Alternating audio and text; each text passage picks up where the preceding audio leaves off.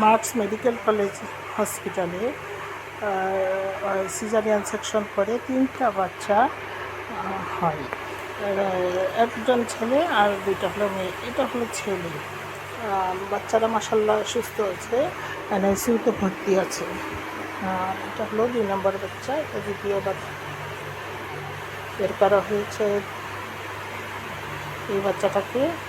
আর এই বাচ্চাটা হলো তৃতীয় বাচ্চা। মাশাআল্লাহ তিনজনই ভালো আছে, আর তাদের মাও ভালো আছে।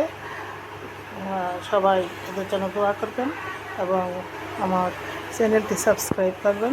প্লিজ আমার চ্যানেলটি সাবস্ক্রাইব করবেন এবং আমার পাশেই থাকবেন।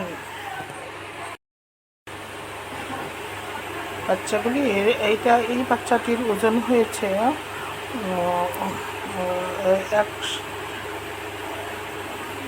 1500 পাউন্ড, আর এটা হলো 1800 পাউন্ড। এই বাচ্চাটা 1800 পাউন্ড, এই বাচ্চাটা হলো 1900 পাউন্ড, না 1 কেজি 900 গ্রাম এই বাচ্চাটা।